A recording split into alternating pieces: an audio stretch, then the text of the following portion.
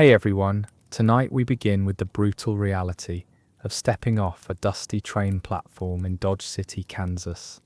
In 1878, where the romantic notion of the American frontier dies faster than a greenhorn in a gunfight, and where your biggest enemy isn't some black-hatted villain twirling his mustache, but the simple, merciless fact that everything around you is actively trying to kill you in ways Hollywood never bothered to mention. So before you get comfortable, take a moment to like the video and subscribe, but only if you genuinely enjoy what I do here, and let me know in the comments where you're tuning in from and what time it is for you. It's always fascinating to see who's joining us from around the world. Now dim the lights, maybe turn on a fan for that soft background hum, and let's ease into tonight's journey together. Picture this.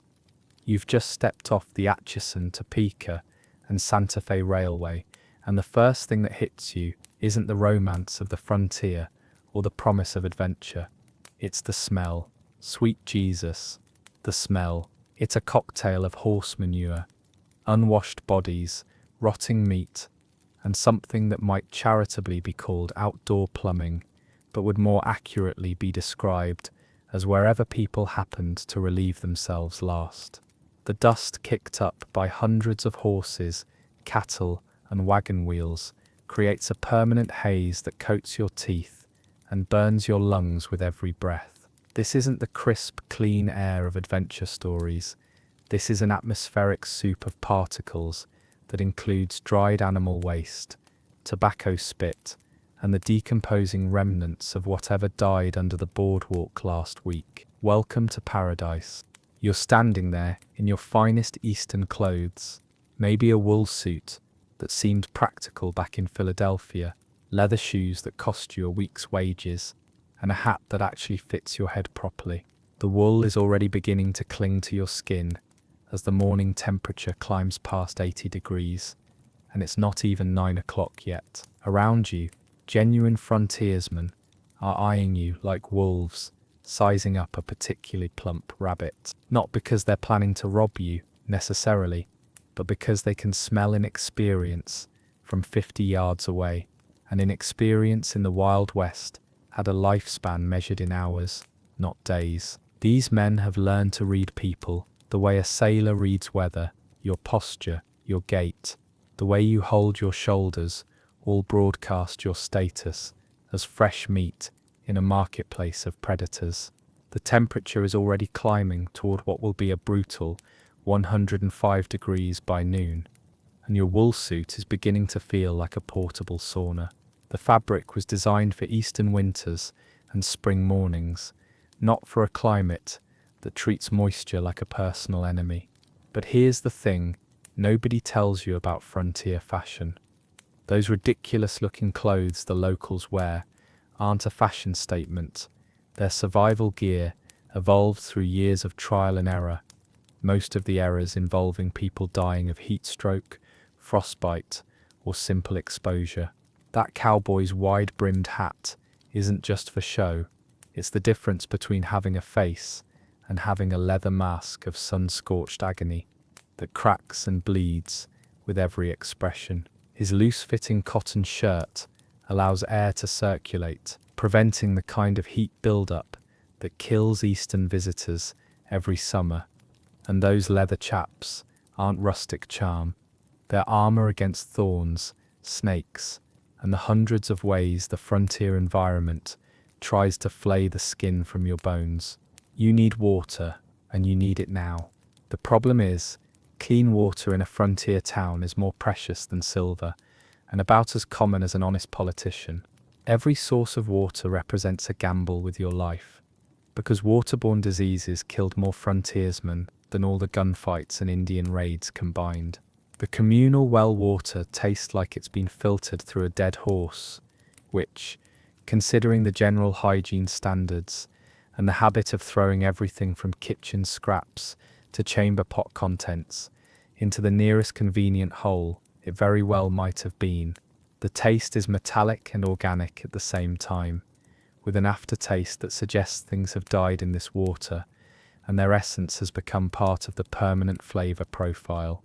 The local saloon offers whiskey that's been watered down so much it's essentially alcoholic mud, but at least the alcohol content might kill whatever microscopic horrors are swimming around in there. The bartender fills glasses from barrels that haven't been cleaned since the Grant administration, using the same rag to wipe glasses that he uses to clean the bar, his hands, and occasionally to swat flies. The water used to cut the whiskey comes from the same questionable sources as everything else. But the theory is that anything that can survive in 40 proof alcohol is tough enough that it might not kill you immediately. Speaking of the saloon, let's talk about frontier hospitality. You walk into what looks like every Western movie saloon you've ever seen. Swinging doors that don't actually swing properly, because one hinge broke last winter and nobody's bothered to fix it. Sawdust on the floor that's supposed to absorb spills, but mostly just provides a comfortable home for every disease-carrying insect in Kansas. And a piano that sounds like it's being tortured for information it doesn't have. The keys stick, several strings are broken, and the bench wobbles because one leg is shorter than the others. The music, such as it is, serves mainly to mask the sounds of business transactions that decent people don't discuss in polite company. The bartender is a man who appears to have been carved from old leather and spite, with hands that have been broken so many times they've healed into something resembling gnarled tree roots. His face tells the story of 1,000 frontier nights, knife scars, bullet scars, and the permanent squint of someone who's learned to watch for trouble in every shadow. The patrons eye you with the sort of interest usually reserved for fresh meat in a den of starving wolves, but their interest is professional rather than personal. They're calculating odds, assessing threats, and wondering if you're carrying enough money to make robbing you worth the effort versus the risk of you being tougher than you look. You belly up to the bar and order a beer, because surely beer is safe, right? Wrong on multiple levels. What you get is a warm, flat concoction that tastes like someone dissolved bread in dirty dishwater, added some hops that might have been fresh during the Lincoln administration, and called it a day. The foam on top isn't foam, it's whatever was floating in the barrel when they filled your glass, combined with residue from glasses that have been cleaned with water that wouldn't be suitable for washing horses. But you drink it anyway, because dehydration will kill you faster than questionable beer. And besides, everyone else seems to be drinking it, and they're still breathing, which passes for a quality guarantee in this environment. The locals are sizing you up, and not in a friendly way. There's a particular type of frontier mathematics at work here. Every greenhorn represents either easy money or dangerous unpredictability.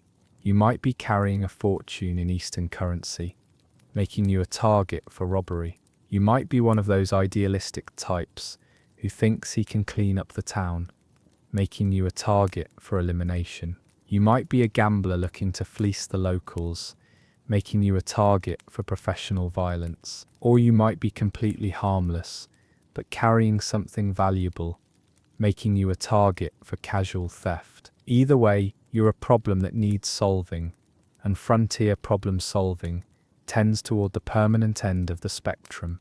The conversation around you is a mixture of business and threat assessment, disguised as casual chat. Men discuss cattle prices and weather patterns, while simultaneously evaluating each other's weapons, stance, and likelihood of survival in various hypothetical conflicts. This isn't paranoia, it's practical risk management in an environment where today's drinking partner might be tomorrow's armed opponent over a disputed poker hand or a perceived insult. Now, you might think you're tough. Maybe you got into a few scraps back east, proved yourself with your fists in some gentleman's disagreement over a lady's honor or a business dispute. Forget everything you think you know about fighting. Frontier justice operates on an entirely different level, with different rules, different stakes, and different definitions of victory. These men have been killing and nearly being killed since they were old enough to hold a gun or swing a fist with intent. They've survived Indian raids, where surrender meant torture, cattle rustles where losing meant starvation, claim jumpers who settled disputes with dynamite, and the general daily brutality of a land where weakness equals death, and second place equals a shallow grave. Your boxing lessons from the local gymnasium are about as useful as a chocolate teapot. Eastern fighting is about rules, referees, and stopping when someone goes down. Frontier fighting is about making sure your opponent never gets back up, because if he does, he'll be back with friends, weapons, and a very personal interest in your continued existence. These men fight with knives, brass knuckles, broken bottles, and anything else that comes to hand, and they fight to end conflicts permanently, rather than to prove points or defend honor. Let's say you avoid trouble at the saloon and decide to find accommodation. You ask about the local hotel, and the bartender points you toward a building that looks like it was constructed from spare lumber and optimism, held together with nails that were probably valuable enough to steel and wood, that shows clear evidence of having been used for other purposes before being repurposed into hospitality. The hotel is a loose collection of rooms separated by walls, so thin you can hear your neighbor's thoughts, assuming your neighbors are capable of thought beyond their immediate physical needs. The proprietor is a woman who might have been attractive once, before the frontier climate, lifestyle, and general brutality carved lines around her eyes and turned her hands into something resembling leatherwork gloves. She quotes you a price that seems reasonable until you realize it's per night, not per week, and that's before the additional charges for clean sheets, hot water, and any other amenities that might make your stay bearable, rather than merely survivable. The bed is a wooden frame with ropes stretched across it, and a mattress that appears to be stuffed with whatever was available: straw, old rags, and quite possibly deceased small animals whose final resting place happened to coincide with mattress construction. The ropes sag in the middle, creating a sort of human-shaped depression that you'll sink into regardless of your preferred sleeping position. The mattress smells like every person who's ever slept on it, plus their horses, their clothes, and their various bodily functions. The room comes with complimentary bedbugs, lice, and a variety of other tiny roommates that view your blood as an all-you-can-eat buffet. These aren't the occasional pest problems you might encounter in Eastern hotels. This is a full ecosystem of parasites that have evolved specifically to thrive in frontier accommodations. The bedbugs are particularly enthusiastic about fresh blood from someone who hasn't built up immunity to their particular brand of digestive irritant, and they work in shifts to ensure continuous feeding throughout the night. The window doesn't close properly, partly by design and partly because the wood has warped in the dry heat, which means you get to enjoy the full sensory experience of frontier life. The sounds of gambling, fighting, and what charitably might be called romance from the rooms around you, all seasoned with the aromatic bouquet of the street below. The street bouquet includes horse manure at various stages of decomposition, human waste from the inadequate sanitation systems, cooking smells from restaurants that use ingredients of questionable freshness, and the general organic decay that accumulates wherever people live in close proximity without adequate infrastructure.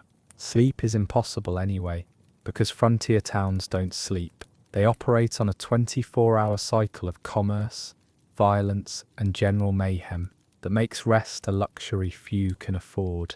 Just as you're dozing off, a gunfight breaks out in the street below. Not a Hollywood gunfight with dramatic music and choreographed draws, but a messy, brutal exchange that ends with someone screaming and someone else very quiet. The local law enforcement, if it exists at all, takes a remarkably casual approach to investigating gunshot wounds. Unless you were someone important, and eastern greenhorns definitely don't qualify. Your death would rate maybe a mention in the local paper, and a shallow grave outside town, assuming anyone bothered with the grave part. The sounds continue throughout the night. Card games that turn violent over disputed hands, business negotiations conducted at the volume level, usually reserved for artillery practice, and the general soundtrack of people trying to squeeze as much living as possible into lives that might end at any moment. Drunken cowboys sing songs that would make a sailor blush, prostitutes conduct business with the subtlety of cattle auctioneers, and somewhere in the distance, someone is playing a harmonica with more enthusiasm than skill. Morning comes whether you've slept or not, bringing with it a whole new set of challenges and the cruel irony that you're somehow more tired than when you went to bed. You need food, and frontier cuisine is an adventure in creative suffering that would challenge even the most desperate modern college student. Breakfast might consist of hardtack that requires soaking in coffee to become remotely edible. We're talking about compressed flour and water that's been baked into something resembling edible ceramic. The coffee isn't coffee in any sense you'd recognize. It's a bitter brown liquid made from beans that were probably fresh sometime during the previous presidential administration, ground with equipment that's also used for crushing ore, and brewed in water that tastes like it was filtered through old boots. Salt pork provides protein in the loosest possible definition of the term. This isn't bacon or ham. This is pig meat that's been preserved in enough salt to cure leather, creating something with the texture of shoe leather and the taste of the ocean's revenge on anyone foolish enough to eat it. The salt content is so high that eating it actually increases your thirst rather than satisfying hunger, but it won't kill you immediately, which passes for food safety in this environment. Beans represent the vegetable portion of your nutritional intake, if you're willing to stretch the definition of both vegetable and nutritional. These beans have been cooked in the same pot for so long, they've achieved a sort of immortal toughness that defies normal digestive processes. They've absorbed flavors from everything else that's ever been cooked in that pot, creating a taste that's less bean and more essence of everything that's ever died near this stove. The cook adds mysterious spices that might be seasonings or might be whatever was handy when flavoring was required.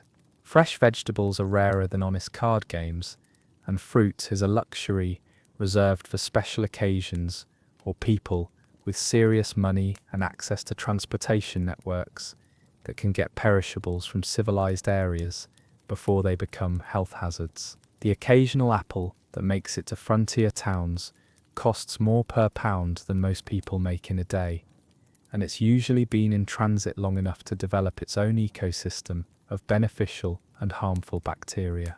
The coffee is strong enough to dissolve horseshoes, which is actually a feature, not a bug. It needs to be that strong to mask the taste of the water it's made with, and to provide enough caffeine to overcome the effects of sleeping in a bed that actively fought back against rest. You drink it anyway, because caffeine is one of the few reliable stimulants available, and you're going to need all the help you can get to survive the day ahead. The first sip is always a shock to your system, bitter beyond belief, hot enough to cauterize wounds, and with an aftertaste that lingers like a bad decision. Now comes the question of what exactly you're going to do for money. The romantic notion of frontier opportunity is somewhat diminished when you realize that every job available involves either backbreaking physical labor, mortal danger, or both, usually with pay that's sporadic at best and non-existent at worst. You could try mining, which means spending 14 hours a day in a hole in the ground that might collapse at any moment, breathing dust that will slowly kill your lungs while you search for precious metals that probably aren't there. The mining equipment is primitive, dangerous, and maintained by people whose understanding of safety is limited to try not to die today. Most mines are essentially elaborate holes dug by optimistic people who've heard stories about others getting rich and who've confused possible with probable. The work involves swinging a pickaxe in cramped spaces, hauling heavy buckets of rock and dirt up makeshift ladders, and constantly fighting the very real possibility that the ceiling will decide gravity is more important than your continued existence. Cave-ins kill more miners than claim jumpers, and claim jumpers kill more miners than disease, and disease kills more miners than old age, which should tell you something about career longevity in the mining profession. The dust you breathe contains particles of everything you're digging through: rock, dirt, metal ores, and frequently the decomposed remains of previous miners who didn't make it out. This dust settles in your lungs and stays there, slowly turning your respiratory system into something resembling a geological survey. Miners develop a characteristic cough that starts as an occasional irritation and progresses to a constant, hacking reminder that every breath might be their last. Even if you find gold, you then face the challenge of getting it to civilization without being robbed, cheated, or killed by people who've decided that taking gold from you is easier than digging it up themselves. The assay offices that determine the value of your find are often owned by the same people who sell you supplies, creating a system where you're guaranteed to lose money regardless of how much gold you actually discover. Cattle ranching sounds romantic until you realize it involves spending months in the saddle, eating beans and hardtack, dealing with cattle that view humans as enemies to be trampled, and dodging rustlers who shoot first and never bother with questions. The romance of the open range disappears quickly when you're spending 18 hours a day on a horse that's actively trying to throw you off, while managing a herd of animals that combine the intelligence of rocks with the temperament of cornered badgers.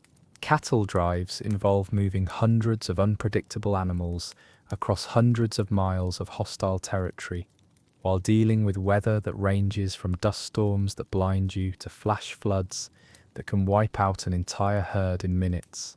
The pay is sporadic, the work is brutal, and the life expectancy is measured in years, not decades. Most cowboys died broken and forgotten, their bodies scattered across trail routes that are marked more by graves than by mile markers. The daily routine involves waking up before dawn, spending all day in the saddle, dealing with animals that don't want to go where you're taking them, and sleeping on the ground in weather that's either too hot, too cold, too wet, or too windy. Your horse is your most valuable possession and your most likely cause of death. Horses in the frontier weren't the noble companions of movie westerns, but rather half-wild animals that tolerated humans as long as it was convenient and turned deadly whenever they felt threatened or annoyed. You could try your hand at farming, but frontier agriculture is a constant battle against drought, locusts, floods, and soil that seems personally offended by the concept of growing food. The Homestead Act promised free land to anyone willing to work it, but the land came free for good reasons, mostly because it was almost impossible to make a living from it. Most homesteaders gave up and went back east within 2 years, assuming they lived that long. Farming on the frontier means fighting weather that can destroy a year's work in a single afternoon, insects that can strip fields bare overnight, and soil that requires constant battle to produce anything edible. The growing season is short, the rainfall is unpredictable, and the market for your crops is controlled by people who can manipulate prices to ensure that farmers never quite make enough to prosper. Your farming equipment consists of tools that break frequently and are expensive to replace, assuming replacement parts are available at all. A broken plough in the middle of planting season can mean the difference between survival and starvation, and repairs often require trips to distant towns with no guarantee that the necessary parts or expertise will be available. Trade and commerce offer possibilities, but they require capital you probably don't have, and knowledge of local markets that takes years to develop. The general store owner might look like he's got it made, but he's constantly walking the line between extending credit to customers who might never pay and demanding cash from people who might express their displeasure with violence. Running a store means managing inventory that spoils quickly in the heat, dealing with suppliers who may or may not deliver what they promise, and serving customers who view shopkeepers as necessary evils to be tolerated rather than respected. Your merchandise has to survive transportation over hundreds of miles of rough roads, storage in buildings that aren't climate controlled, and the general wear and tear of frontier life. Goods that would last for years in eastern cities might deteriorate in months under frontier conditions. Glass breaks, metal rusts, fabric rots, and food spoils, all at accelerated rates in an environment that's hostile to preservation. Credit and payment present constant challenges. Extending credit means trusting people whose circumstances can change overnight, while demanding cash means limiting your customer base to the few people who actually have money on hand. The local economy operates on barter as much as currency, and determining the relative value of goods and services requires constant negotiation and risk assessment. Law enforcement is an option if you enjoy the prospect of being shot at professionally. The town marshal's job involves keeping the peace among armed, drunk, desperate men who view authority as a personal challenge. The average lifespan of a frontier lawman was roughly equivalent to that of a mayfly with a gambling problem. Most frontier law enforcement was less about justice and more about maintaining enough order to keep commerce flowing and violence at manageable levels. Being a lawman means making enemies of everyone whose illegal activities you interfere with, while receiving minimal support from the community you're supposedly protecting. Your salary, if you receive one at all, comes from taxes collected from people who view taxation as theft and law enforcement as oppression. You're expected to risk your life to protect people who might not back you up when trouble starts. The legal system in frontier towns is informal at best. Trials are held when convenient, evidence is whatever people say it is, and sentences are determined more by popular opinion than by legal precedent. As a lawman, you're often expected to serve as judge, jury, and executioner, making life and death decisions based on incomplete information and conflicting testimony. As the day wears on, you begin to understand that survival in the Wild West isn't about quick draws or heroic showdowns. It's about navigating an endless series of small decisions that could each be your last. Do you trust the water, knowing that waterborne disease could kill you in days? Do you eat the questionable meat, risking food poisoning that could leave you helpless in a hostile environment? Do you walk away from the drunk cowboy who's taken offense at your Eastern accent, potentially encouraging others to see you as weak? Do you sleep with your boots on in case you need to run, accepting that proper rest is a luxury you can't afford? Every choice carries consequences that extend far beyond the immediate moment. Showing weakness invites predation, but showing strength might provoke challenges you can't handle. Trusting people might lead to betrayal, but refusing to trust anyone guarantees isolation in an environment where survival often depends on cooperation. Spending money might leave you destitute, but refusing to spend money might leave you dead from preventable causes. The sun is beating down with the fury of an angry god, and your Eastern clothes are now a sodden, uncomfortable prison that clings to your skin like a wet shroud. The fabric was designed for climates where humans were supposed to live, not for places where the environment views human presence as a temporary mistake to be corrected as quickly as possible. The locals move with the casual efficiency of people who've learned to conserve energy for actual emergencies. They don't waste motion, they don't waste words, and they sure as hell don't waste time on niceties that might get them killed. Every movement is calculated to minimize exposure to heat, maximize efficiency, and conserve energy for emergencies that will inevitably arise. Frontier people develop a particular way of walking that minimizes the time spent in open sun, a way of speaking that conveys necessary information without wasted breath, and a way of thinking that prioritizes immediate survival over long-term comfort. By afternoon, you're understanding why frontier towns had such a transient population. It wasn't wanderlust that kept people moving.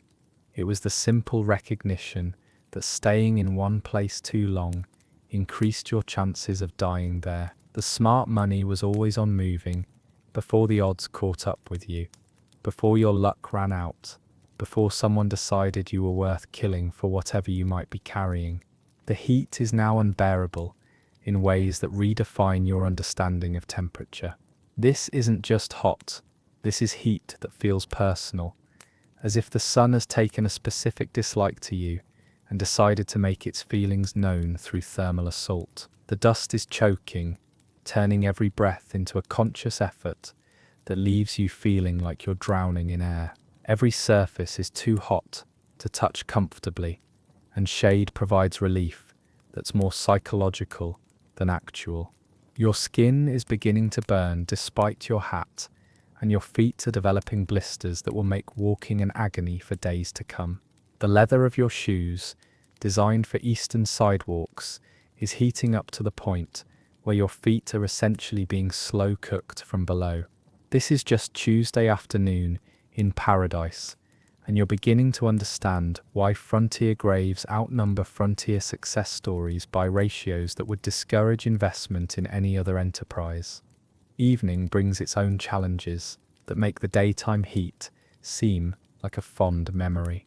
As the sun sets, the temperature drops rapidly, turning your sweat-soaked clothes into a clammy, uncomfortable shroud that seems designed to extract every bit of warmth from your body.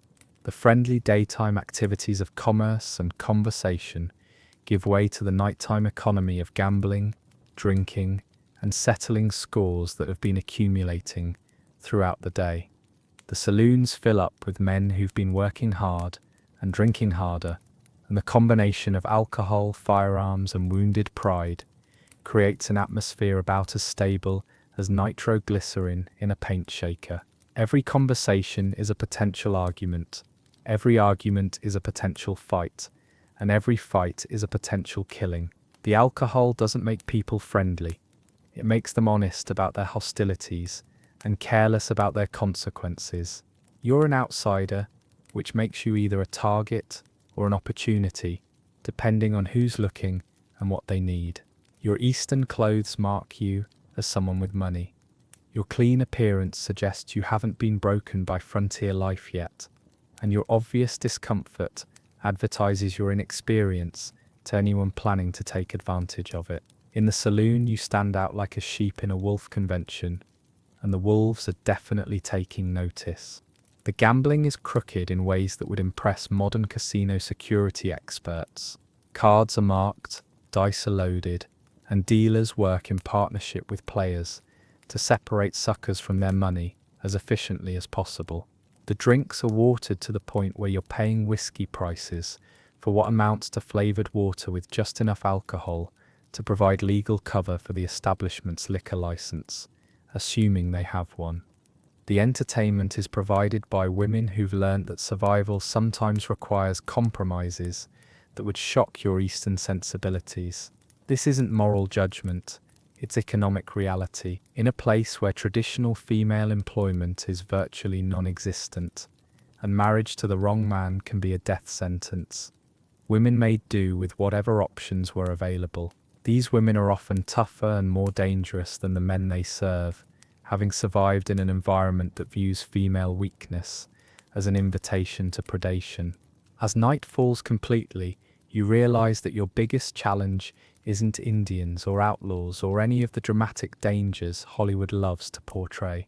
Your biggest challenge is the simple, grinding reality that everything about frontier life is designed to wear you down, break you apart, and send you back where you came from, assuming you survive long enough to make the return trip. The Wild West wasn't wild, because of gunfights and cattle rustlers. It was wild because it was a place where civilization had barely gained a foothold, where the basic amenities that make life bearable, clean water, decent food, safe shelter, medical care, law and order, existed in rudimentary form at best. It was a place where people went, not because they wanted adventure, but because they were desperate enough to risk everything on the chance that maybe, just maybe, they could build something better than what they'd left behind. Most of them were wrong.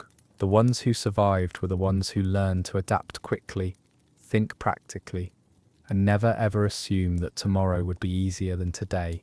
They weren't heroes or villains. They were people trying to survive in a place that viewed human ambition with profound indifference and dealt with human weakness with brutal efficiency. So as you lie in your bug-infested bed, listening to the sounds of a town that never quite sleeps, calculating the likelihood of surviving until morning, you might find yourself calculating the cost of a train ticket back east. And you know what? That wouldn't make you a coward. That would make you smart. Because the real Wild West wasn't about proving how tough you were. It was about learning when to fold your hand and walk away while you still could. The wind starts as a whisper around the shutters just after sunset, but by the time you've finished your meagre supper of barley porridge and whatever scraps of salted meat you've managed to save from yesterday's market, that whisper has become a howl that makes the entire cottage shake like a living thing trying to tear itself apart. Outside, the storm that's been threatening all day has finally arrived with the fury of God's own judgment, and you're about to discover that being trapped indoors during a medieval tempest isn't cozy fireside reading time. It's a battle for survival against forces that view your little wooden shelter as a personal insult to be demolished as quickly and violently as possible.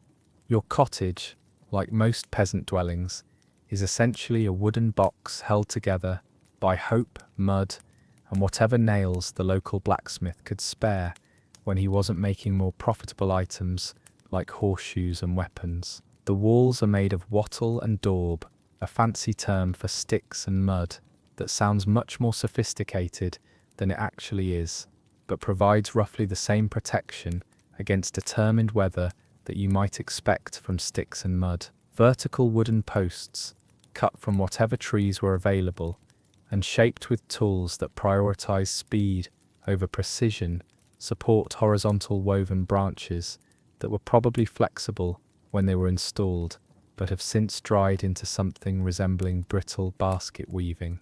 The gaps between these branches are filled with a mixture of mud, straw, animal dung, and whatever else was handy when construction happened. This daub mixture serves as both insulation and weatherproofing, but its effectiveness depends entirely on staying dry and intact. Two conditions that storms treat as personal challenges to be overcome through sustained assault.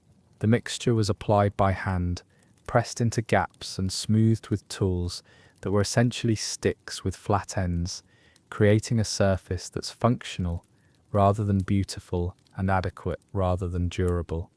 This technique works reasonably well in normal weather, providing shelter that keeps out most rain and most wind most of the time. But normal weather doesn't include winds that can uproot trees that have been growing for decades, hail the size of chicken eggs, falling with the velocity of thrown stones, and rain that arrives not in drops but in sheets of water that seem designed to find every weakness in human construction and exploit it mercilessly. The roof above your head consists of thatch, bundled straw and reeds tied together with whatever cordage was available, and layered thick enough to keep out rain under normal circumstances.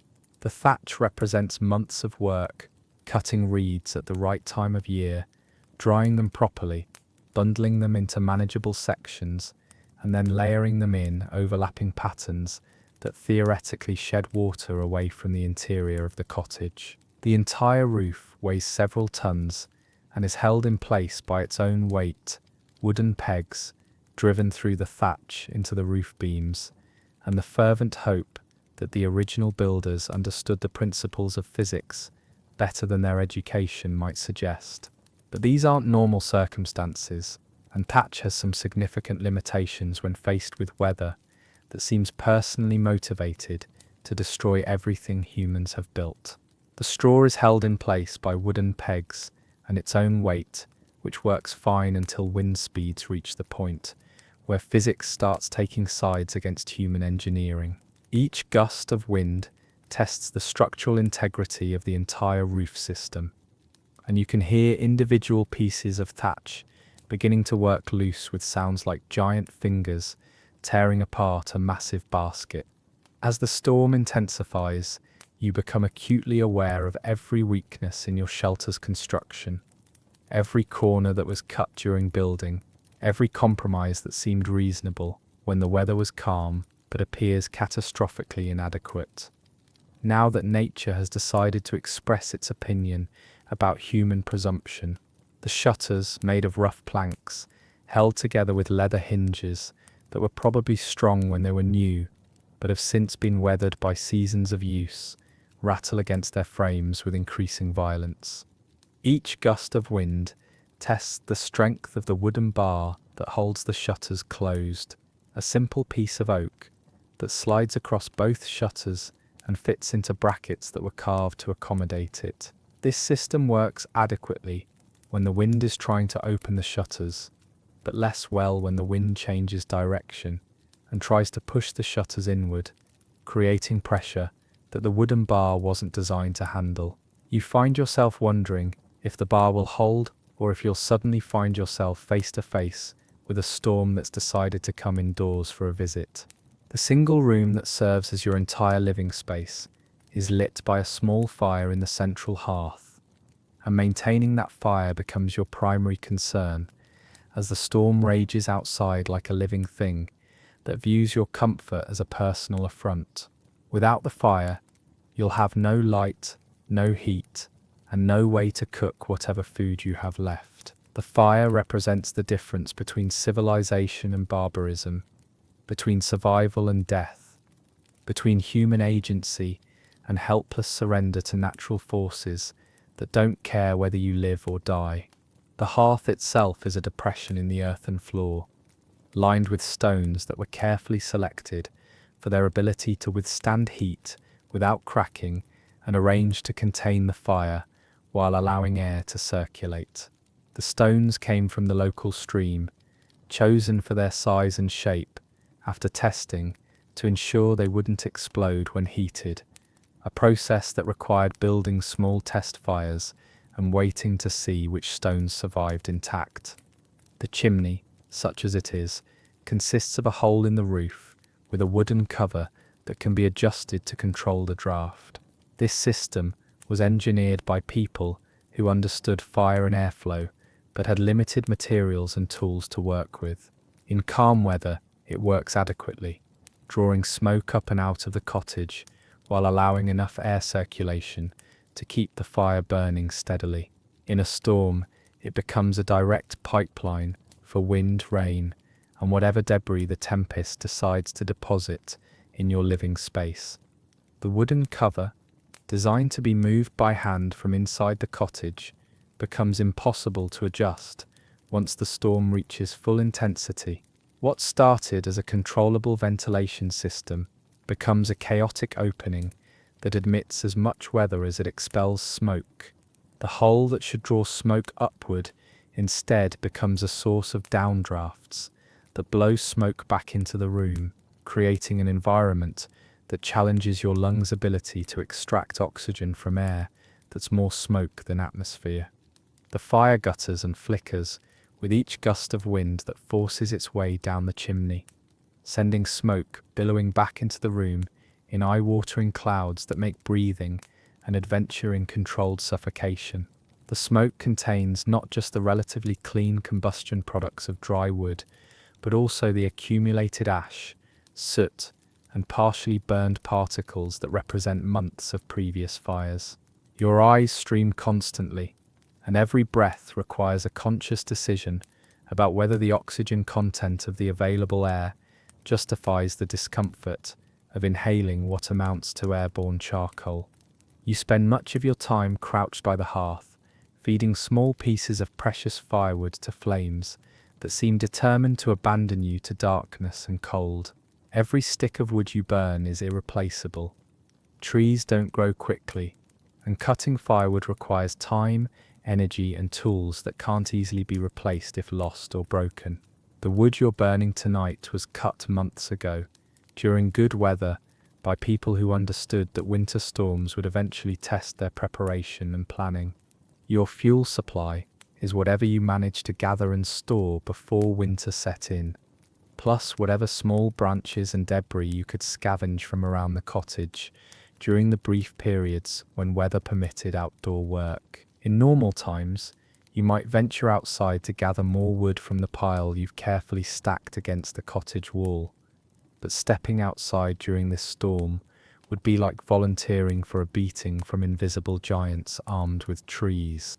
The wind is strong enough to knock a grown person off their feet, and flying debris turns every gust into a potential death sentence. Branches torn from trees become projectiles that could kill or maim, and even small objects become dangerous when accelerated by wind speeds that treat human-built structures as temporary obstacles. The sound of debris striking your cottage walls provides a constant reminder that the storm has access to unlimited ammunition in its assault on your shelter.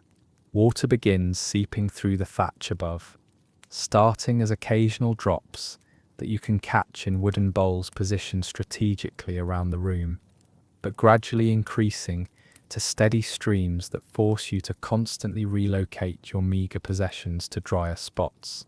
The thatch, designed to shed water when it falls straight down in normal rain showers, proves inadequate when rain is being driven horizontally by winds that treat gravity as a suggestion rather than a law.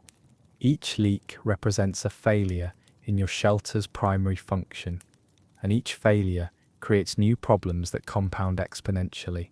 Water dripping onto your sleeping area means choosing between sleeping in wetness that could lead to hypothermia or moving to a space that might be drier, but definitely less comfortable and possibly less safe. Water near the fire means constant vigilance to prevent your only source of heat and light from being extinguished by the very storm you're trying to hide from.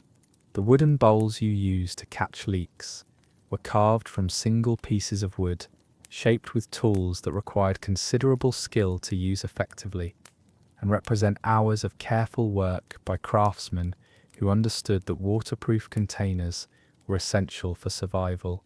These bowls must be emptied regularly, but emptying them requires venturing close to the door or the shuttered windows, exposing you to drafts that carry the storm's cold directly into your living space. Your food stores, such as they are, become a constant source of anxiety as water finds its way into every corner of the cottage that once seemed secure and weather-tight. Grain and flour must be kept dry, or they'll rot and become inedible, transforming from life-sustaining nutrition into dangerous sources of mold and bacteria that could poison you more effectively than starvation.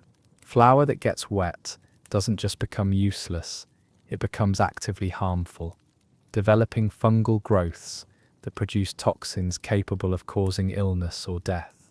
The grain storage system consists of wooden barrels and cloth sacks that were adequate for normal conditions, but prove vulnerable to the sort of moisture infiltration that storms specialize in creating. Each container must be checked regularly, and wet grain must be separated from dry grain before contamination spreads. This process requires light, which means using precious candles or maintaining the fire at levels that consume more fuel than you can easily afford. Dry places are becoming increasingly rare as the storm finds new ways to violate your shelter's integrity, discovering gaps in the construction that remained hidden during normal weather, but become superhighways for wind-driven moisture when tested by determined storm conditions. You find yourself moving sacks and baskets in an elaborate dance of preservation, trying to stay ahead of leaks that seem to multiply faster than you can address them, like a medieval version of a shell game where losing means starvation. The storm brings with it a cold that seeps through every gap in the walls, every loose board, every imperfect joint in the construction. Medieval cottages weren't insulated in any meaningful sense. The walls themselves provided the only barrier between you and the outside temperature, and that barrier proved remarkably porous when tested by determined weather. The cold doesn't just make you uncomfortable, it makes everything harder. Your fingers become clumsy and unresponsive, making it difficult to handle tools or manipulate objects with any precision. Simple tasks like adjusting the fire, moving containers, or even eating become exercises in overcoming the numbing effects of cold that penetrates clothing and reaches deep into your body core. The cold affects your thinking as well as your dexterity, slowing your mental processes and making decisions more difficult at exactly the time when quick thinking and good judgment are most critical for survival. Food becomes a carefully calculated resource, as you realize this storm could last for days, and days without the ability to hunt, gather, or visit markets for fresh supplies. Your stores consist of whatever you manage to preserve from the last harvest, grain that's been ground into coarse flour using stones that required considerable strength to operate, vegetables that have been dried or pickled using techniques passed down through generations of people who understood that preservation was the difference between eating and starving during the lean months. The preserved meat represents animals that were slaughtered during the fall butchering season, when cooler weather allowed for processing without immediate spoilage. Every piece of meat has been salted or smoked to prevent the bacterial growth that would otherwise render it inedible within days. The preservation process requires salt, which is expensive and difficult to obtain in quantities sufficient for preserving entire animals, so every piece of preserved meat represents a significant investment in both money and labor. Fresh food is a memory from months ago, and everything you have requires careful preparation to be edible and safe. The preservation techniques that keep food from spoiling also make it challenging to prepare. Salt meat must be soaked to remove excess salt that would otherwise make it inedible. Dried vegetables must be rehydrated with precious water, and grain must be ground and cooked in ways that make it digestible. Cooking during the storm presents its own challenges that go far beyond simply heating food to edible temperatures.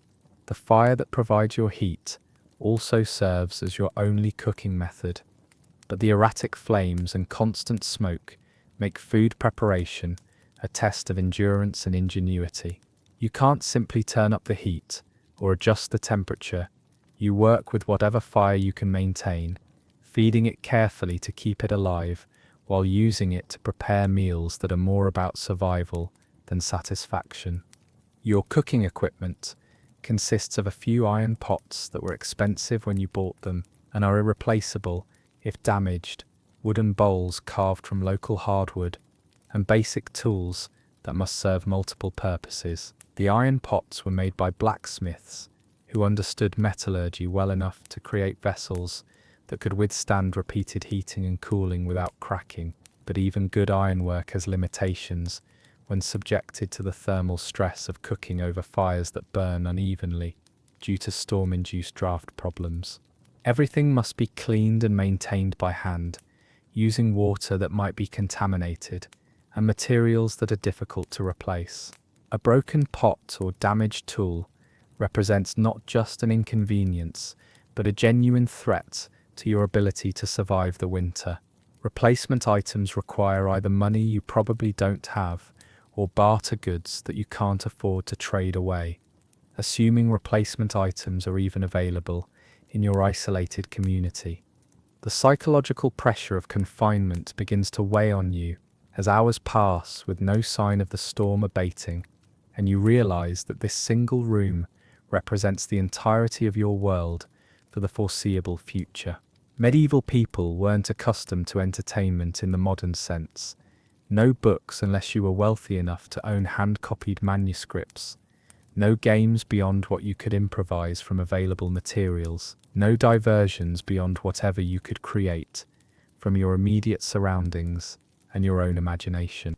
The darkness outside the shutters could hide any time of day or night, and without mechanical clocks or any reliable way to track time's passage, time becomes elastic and unreliable, measured only by the rhythm of your own activities and the gradual consumption of your firewood supply. You might have been trapped for hours or days. The storm creates a temporal isolation that's as complete as the physical isolation from your neighbours and community.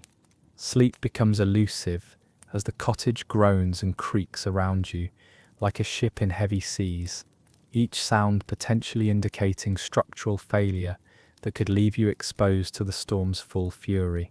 Every new vibration might herald the collapse of some critical support. Every unusual noise could signal the beginning of catastrophic damage that would transform your shelter into a pile of debris with you trapped underneath. The straw mattress you sleep on provides minimal comfort under the best circumstances, and these circumstances are far from best. The mattress consists of a cloth cover stuffed with whatever straw was available when it was made, and straw has a tendency to compress into uncomfortable lumps that create pressure points against your body. The constant cold, the irregular dripping of water, and the omnipresent noise of the storm make rest a series of brief unconscious moments between longer periods of anxious wakefulness. Your blankets, woven from wool that still smells like the sheep it came from, provide some warmth, but never quite enough to overcome the cold that penetrates every aspect of your environment. Medieval textiles weren't designed for comfort. They were functional items created from whatever materials were available and processed with techniques that prioritized durability over softness. The wool is scratchy against your skin, the weave is loose enough to let cold air through, and the weight is insufficient to provide real warmth without multiple layers that you probably don't own. The wool retains some of its natural oils, which help repel water and provide some insulation even when damp, but those same oils create a distinctive odour that becomes more pronounced in the humid environment of a storm-battered cottage. Everything smells like wet wool, smoke, unwashed bodies, and the general mustiness that accumulates in enclosed spaces without adequate ventilation. As the storm continues through what you assume is the night, you become increasingly aware of your isolation from the community that normally provides both practical support and psychological comfort. In good weather, you might see neighbours, visit the village market, or simply step outside to break the monotony of indoor life and remind yourself that a world exists beyond the walls of your cottage. Now you're trapped in a space roughly the size of a modern bedroom, with no communication with the outside world and no way to know if your neighbours are surviving their own battles with the storm. The sounds from outside paint a picture of destruction that you can only imagine and hope doesn't include your own property or the homes of people you care about. Trees crash down with sounds like thunder, their massive trunks hitting the ground with impacts that you can feel through the floor of your cottage. Debris strikes your walls with impacts that make the entire structure shudder, and you find yourself wondering what sort of objects are being thrown around with enough force to threaten buildings that have stood for years. The wind itself creates a constant roar that drowns out all other noise, making it impossible to distinguish between different types of destruction happening outside your walls. Occasionally you hear what might be voices calling out in distress, but there's nothing you can do to help, and no way to verify whether you're hearing human sounds or just the storm playing tricks with your ears as it forces air through gaps and openings in ways that create sounds resembling human speech. Your water supply becomes a critical concern as the storm makes it impossible to venture to the well or stream that normally provides your drinking water. Wells in medieval times were often shallow and prone to contamination, but they were generally more reliable than streams that could become polluted by runoff from farms and villages upstream.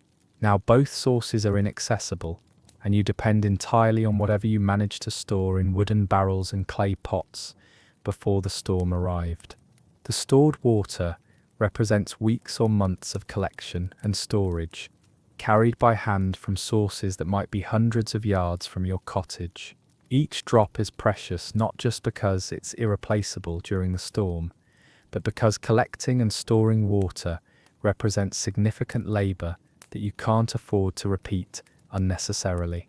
The barrels and pots that contain your water supply were expensive when you acquired them and would be difficult to replace if damaged. The rainwater you collect from leaks in your roof offers some relief to your water supply, but it comes with its own problems. Water that's filtered through thatch picks up flavors and particles from the straw, mud, and whatever else has accumulated on your roof over months of weather. The collected rainwater tastes of thatch and mud, with an organic flavor that reminds you that your roof is essentially a large pile of decomposing plant matter that happens to shed most of the rain that falls on it. The barrel water, stored for weeks or months in containers that weren't perfectly sealed, has developed its own ecosystem of algae and bacteria that give it a distinctive flavor and cloudiness that would be alarming to modern sensibilities, but represents normal water quality for medieval times. You drink it anyway, because the alternative is dehydration. But every swallow reminds you that medieval standards of purity were somewhat different from modern expectations. Boiling water helps kill some of the organisms that make stored water unsafe, but requires fuel you can't afford to waste, and time you might not have if other emergencies arise. The process of boiling also concentrates some contaminants, while eliminating others, creating water that's safer in some ways, but less palatable in others. You find yourself rationing not just water, but fuel for treating water, creating a complex calculation that balances immediate safety against long-term resource availability. Personal hygiene becomes impossible under storm conditions, adding another layer of discomfort to an already challenging situation. Medieval people weren't particularly clean under the best circumstances, but being trapped indoors during bad weather eliminated even the basic washing that was normally possible. You're wearing the same clothes you put on days ago, and you'll continue wearing them until the storm passes, because changing clothes requires heat and space that you simply don't have. Your clothes themselves are practical rather than comfortable, woolen linen garments that provide basic coverage and minimal warmth, but weren't designed with comfort as a primary consideration. The wool outer garments retain some insulating properties even when damp, which is fortunate because everything becomes damp in the humid, poorly ventilated environment of a storm-battered cottage. The linen undergarments, such as they are, provide a barrier between your skin and the scratchy wool, but they also become uncomfortable as they absorb moisture and body oils over days of continuous wear. The process of getting dressed in medieval clothing was complicated even under normal circumstances, involving multiple layers and fastenings that required dexterity and adequate light. In the cold, smoky environment of a storm shelter, changing clothes becomes an ordeal that consumes energy and exposes you to cold that could be dangerous. Most people simply wore the same clothes until circumstances permitted proper changing, accepting discomfort as preferable to the risks associated with exposure. Waste disposal presents challenges that modern people rarely consider, but that become critical during extended confinement. Medieval cottages didn't have indoor plumbing, and the storm makes trips to the outdoor latrine impossible and potentially deadly. You're forced to use chamber pots or other containers, which must then be stored somewhere in your single room until the weather improves enough to empty them properly.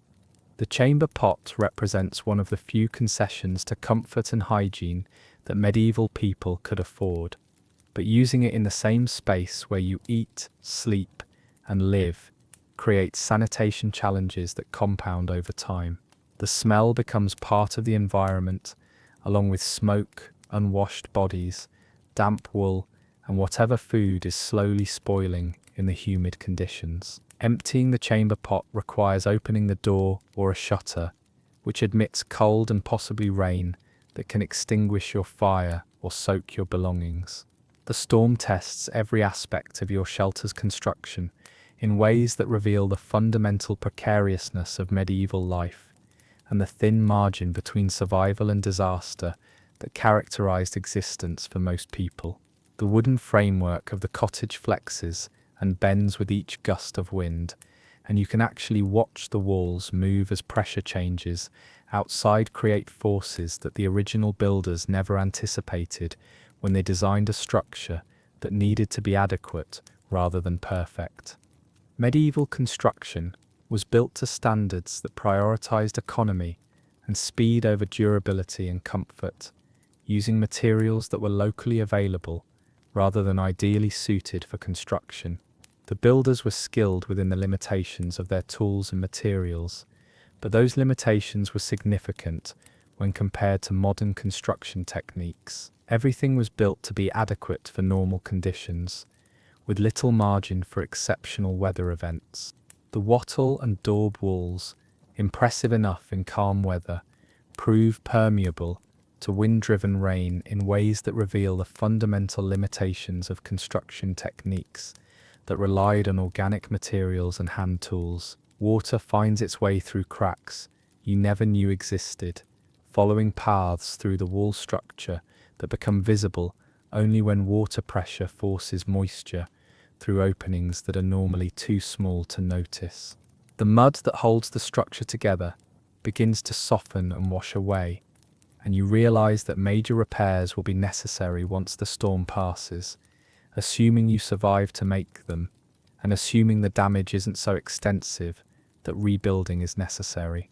Repair work requires materials that might not be available, and skills that you might not possess, creating the possibility that this storm could leave you homeless, even if you survive the immediate crisis.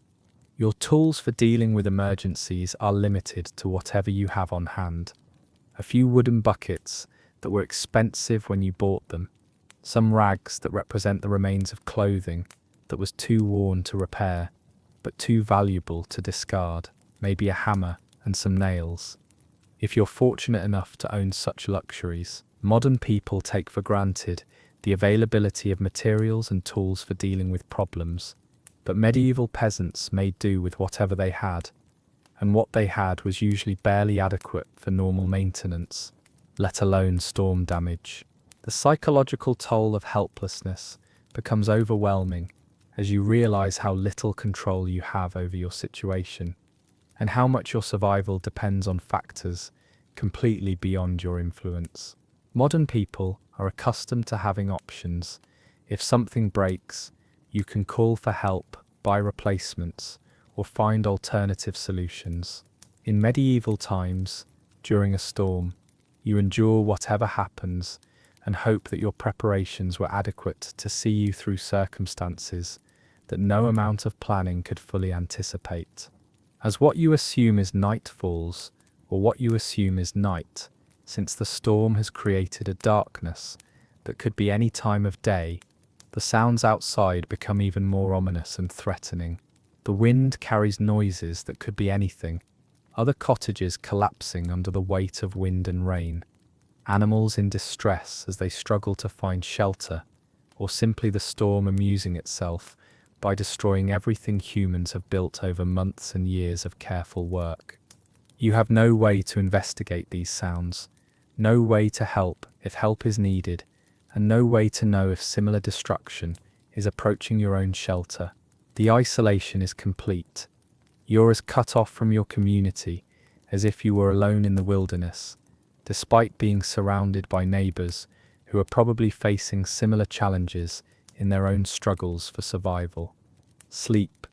when it comes, is fitful and interrupted by dreams that mix the sounds of the storm with memories of previous disasters and fears about what morning might reveal. Medieval people lived with a constant awareness of mortality that modern life has largely eliminated, and storms like this one served as vivid reminders that death could come at any moment, in any form, without warning or appeal. Food becomes increasingly important as a source of comfort, as well as nutrition, providing psychological relief that goes beyond mere hunger satisfaction. The simple act of eating something warm provides a reminder that you're still alive, still capable of taking care of yourself, still able to maintain some small measure of control over your immediate circumstances. You find yourself rationing not just for survival, but for morale, saving special items for moments when despair threatens to overwhelm practical thinking. The morning after the storm, assuming morning comes and you're alive to see it, will reveal a world transformed by forces that treated human construction as temporary obstacles to be cleared away with prejudice. Your cottage, if it survives, will bear scars that remind you of the night when nature demonstrated its power and your own vulnerability. Other cottages might not be so fortunate, and the community will spend weeks or months rebuilding what the storm destroyed in hours. But that's tomorrow's concern, assuming there is a tomorrow.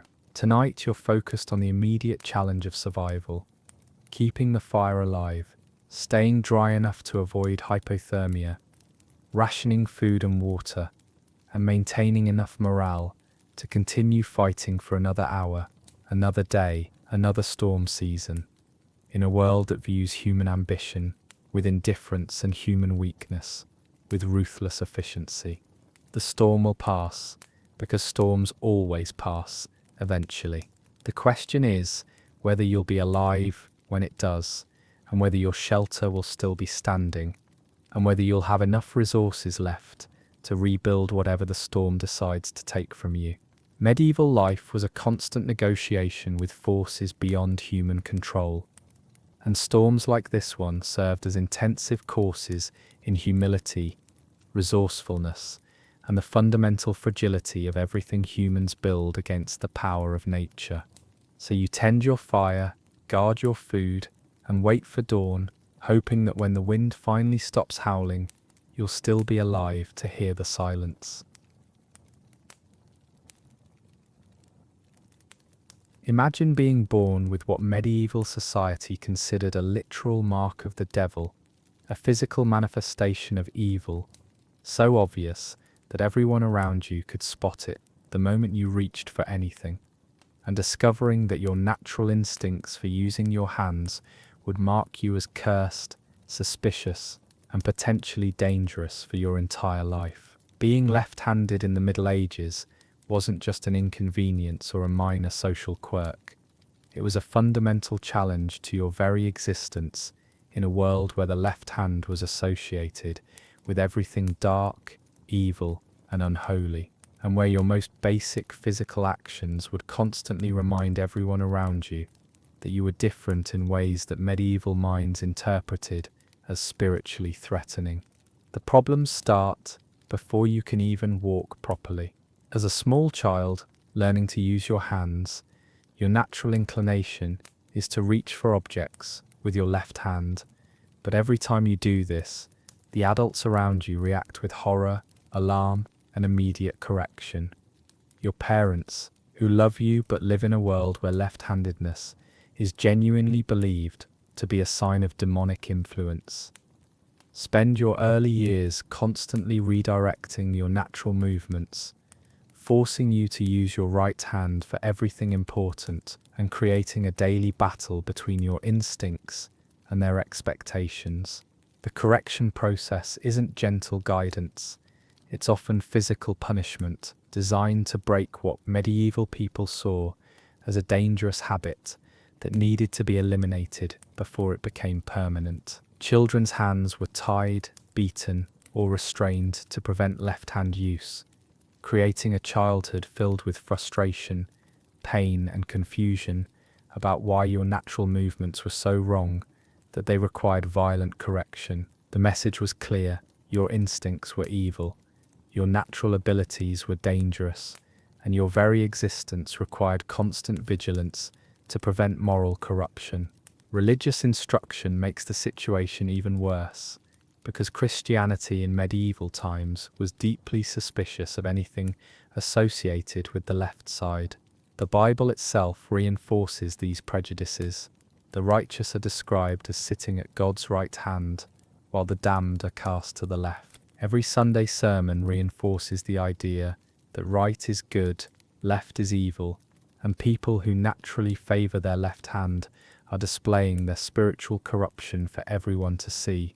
The Latin word for left, sinister, literally means evil or unlucky. And this wasn't just linguistic coincidence. It reflected a deep-seated belief that left-handedness was inherently connected to moral failure and spiritual darkness. When the priest talks about separating the sheep from the goats, the sheep go to the right hand of God, while the goats are banished to the left. As a left-handed person, you're constantly reminded that your natural inclinations align you with the goats rather than the sheep. Church attendance becomes a weekly reminder of your spiritual inadequacy. When you make the sign of the cross, you're expected to use your right hand, but your natural inclination is to use your left, creating a constant internal struggle between doing what feels natural and doing what's spiritually acceptable.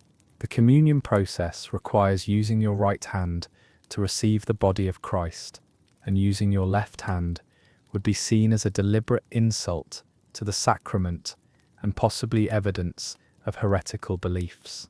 Prayer itself becomes complicated when your natural gestures don't align with religious expectations. Medieval prayer involved specific hand positions and movements that were designed for right-handed people, and using your left hand for religious gestures could be interpreted as mocking the sacred rituals or deliberately inverting their spiritual meaning. You learn to pray with hands that feel awkward and unnatural, constantly aware that your spiritual life is being performed with the wrong tools. Learning to write becomes an exercise in frustration that goes far beyond the normal challenges of medieval literacy. Writing in the Middle Ages was done with quills and ink, tools that were designed for right-handed use and that created specific problems for anyone trying to use them with their left hand. The quill needs to be held at a particular angle to control ink flow, and that angle works naturally for right-handed writers, but requires awkward wrist positions for left-handed people.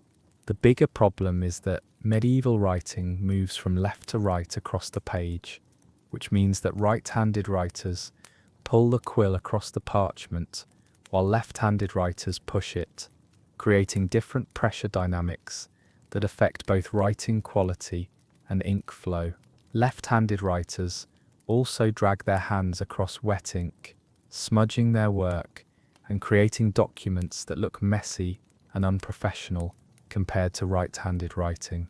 But the technical challenges are minor compared to the social implications of left-handed writing. Scribes and scholars were respected members of medieval society, but a left-handed scribe would constantly produce work that looked different from the standard, marking them as somehow deficient, even when their literacy skills were otherwise excellent. In a world where written documents were rare and valuable, producing smudged or inconsistent writing could damage your reputation and limit your opportunities for advancement.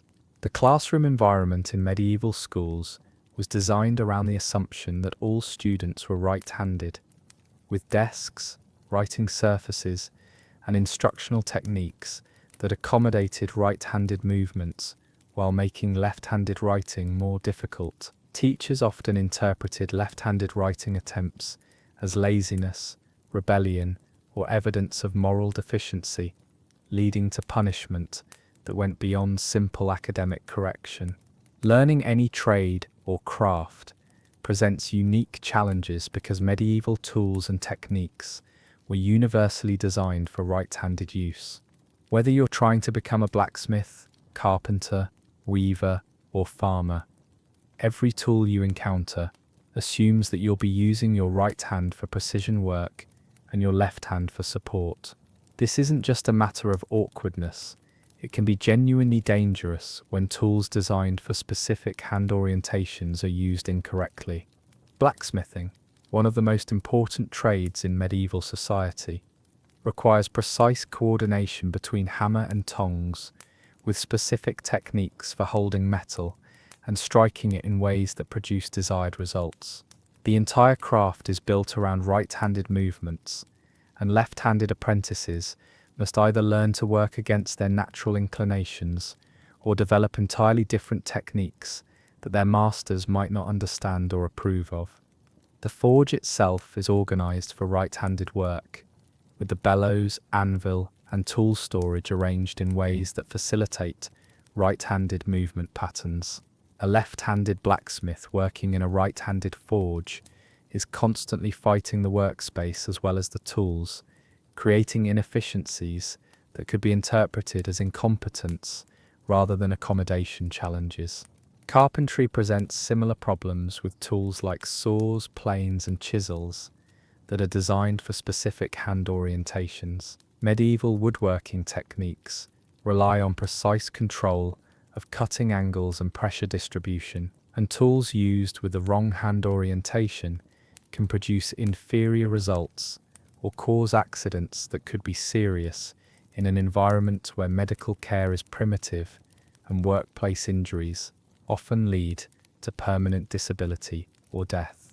Even simple farming tasks become complicated when you're left-handed in a right-handed world. Scythes, sickles, and other harvesting tools are designed with curved blades that work efficiently when swung in specific arcs by right-handed users. A left-handed person using these tools must either develop awkward techniques that reduce efficiency or risk injury from tools that don't work properly when used with the wrong hand orientation. Ploughing requires coordination between human movement and animal behavior, with techniques that assume the ploughman will be controlling the plough with his right hand while guiding the oxen with his left. A left-handed ploughman must either work against his natural inclinations or develop alternative techniques that might not be as effective and that certainly mark him as different from other farmers. Military service, which was often mandatory for able-bodied men, presents particular challenges for left-handed individuals in a world where combat techniques and weapons are designed around right-handed fighting styles. Sword fighting, the primary combat skill for medieval warriors, involves specific stances, footwork, and attack patterns that assume right-handed weapon use. Medieval swords were often designed with asymmetrical guards and grips that favoured right-handed use, and the entire martial culture was built around right-handed techniques, passed down through generations of right-handed instructors. A left-handed warrior had to either learn to fight right-handed, which meant working against natural reflexes in life or death situations, or develop left-handed techniques that his instructors couldn't properly teach and his opponents might not expect.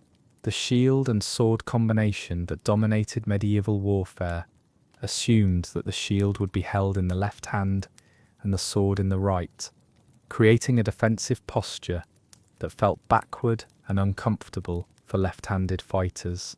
Training with weapons that felt wrong in your hands could literally be a matter of life and death when those same weapons had to be used in actual combat. Archery, another essential military skill, requires precise coordination between the drawing hand and the bow hand, with techniques that assume right-handed drawing.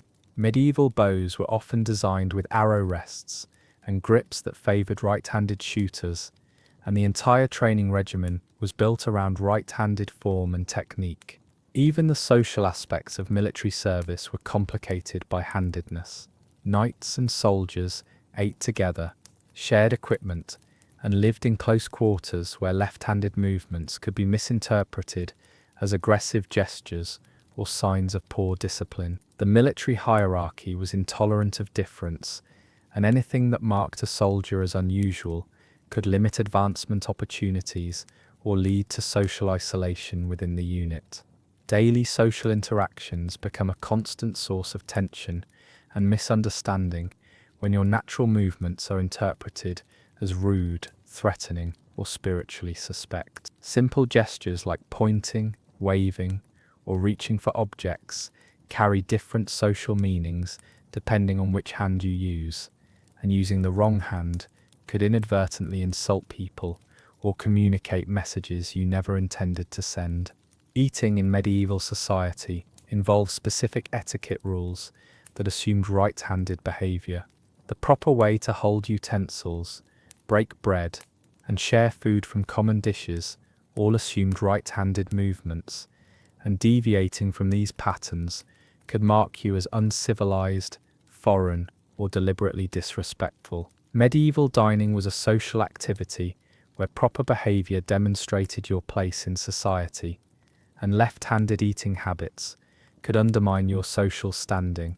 The blessing of food required specific hand gestures that needed to be performed with the right hand, and using your left hand for religious gestures related to meals could be seen as contaminating the food or showing disrespect for God's providence. Even the simple act of sharing a meal became a religious observance that reminded you of your spiritual inadequacy. Market transactions and business dealings were complicated by handedness, because the act of shaking hands, exchanging money, and handling goods all carried social significance that depended on using the proper hand. The right hand was associated with honesty and good faith, while the left hand suggested deception and untrustworthiness. A merchant who naturally used his left hand for business transactions might find customers reluctant to deal with him, not because of any actual dishonesty, but because his movements triggered subconscious associations with deception and evil. The legal system reinforced these prejudices in ways that could have serious consequences for left-handed individuals. Oaths were sworn with the right hand raised, and using your left hand for legal ceremonies could invalidate the proceedings or suggest that you weren't taking the oath seriously. Court testimony given by someone who naturally gestured with their left hand might be viewed with suspicion, and judges and juries could interpret left-handed behavior as evidence of dishonesty or moral corruption. Marriage negotiations and romantic relationships were affected by handedness in ways that could limit your opportunities for forming a family. Parents looking for suitable spouses for their children viewed left-handedness as an undesirable trait that could be passed on to grandchildren, and many families would reject marriage proposals from left-handed suitors regardless of their other qualifications. The wedding ceremony itself required specific hand positions and gestures that needed to be performed correctly to ensure the marriage was valid in the eyes of the church. Using the wrong hand for exchanging rings, joining hands, or receiving blessings could be seen as contaminating the sacred ceremony or suggesting that the marriage was somehow cursed from the beginning. Even intimate relationships were complicated by the religious and social baggage associated with left-handedness. Physical affection, sexual activity, and simple touching all carried spiritual implications in medieval Christian society, and using your left hand for intimate gestures could be interpreted as introducing evil influences into the most sacred aspects of human relationships. Medical treatment in the Middle Ages was primitive under the best circumstances, but left-handed patients faced additional challenges because medical theory was built around assumptions about normal human anatomy and behavior that didn't account for handedness variations. Physicians who examined left-handed patients might misinterpret their natural movements as symptoms of illness or possession, leading to treatments that were unnecessary and potentially harmful. The practice of bloodletting, which was a common medical treatment, involved specific procedures for restraining patients and accessing blood vessels, and these procedures assumed right-handed patient behavior.